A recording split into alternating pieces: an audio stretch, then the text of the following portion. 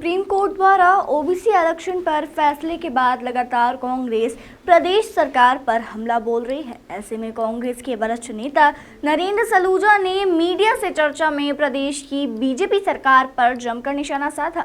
सलूजा ने भारतीय जनता पार्टी पर ओबीसी आरक्षण को समाप्त करने के षड्यंत्र का आरोप लगाया है। मीडिया से चर्चा में नरेंद्र सलूजा ने कहा कि ओबीसी आरक्षण समाप्त करने के लिए शिवराज सरकार पहले जानबूझकर असंवैधानिक अध्यादेश लेकर आई और बाद में न्यायालय के दबाव में इस संवैधानिक अध्यादेश को वापस लिया।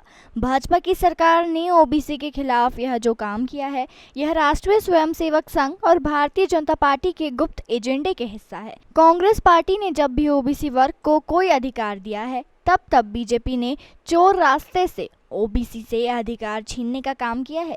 सन 2003 में कांग्रेस की सरकार ने ओबीसी का आरक्षण बढ़ाकर 14% से 27% किया था, लेकिन उसके बाद से बनी बीजेपी सरकार ने अगले 15 साल में अदालतों में एकदम खराब पैरवी करके ओबीसी के 27% आरक्षण को समाप्त हो जाने दिया।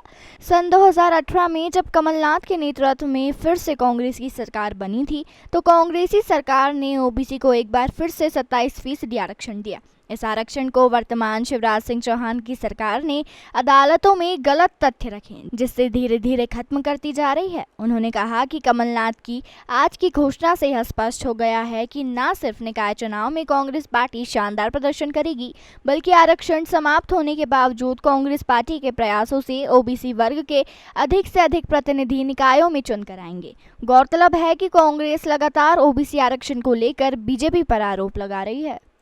जैसा कि आप सभी को पता है कि 10 मई 2022 को सुप्रीम कोर्ट का निर्देश आया ओबीसी आरक्षण मामले पर।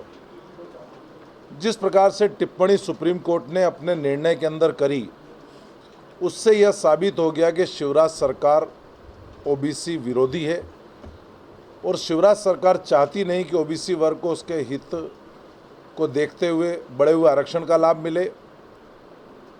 मैं थोड़ी पूर्व की बातों में जाना चाहूँगा कि जब 2003 में कांग्रेस की सरकार ने, दिग्विजय सिंह जी की सरकार ने ओबीसी आरक्षण को 14% से बढ़ाकर 27% किया था, जब ये मामला न्यायालय में गया था 2004 से 2014 तक 10 साल बीजेपी की सरकार रही, उन्होंने कोई ठीक ढंग से पक्ष नहीं रखा।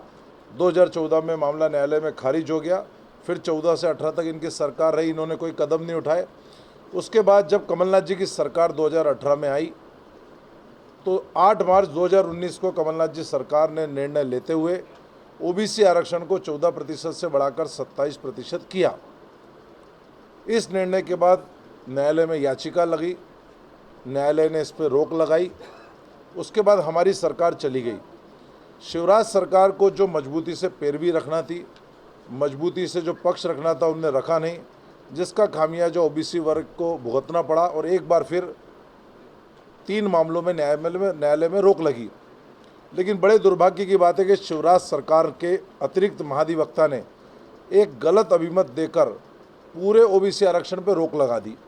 जब इस चीज़ की जानकारी हमको लगी तो हमने सड़क से लेकर सदन तक कमलनाथ जी ने लड़ाई लड़ी, और जब कांग्रेस ने सरकार को जगाया तो सरकार नींद से जागी और उस गलत अभिमत को सुधारा गया।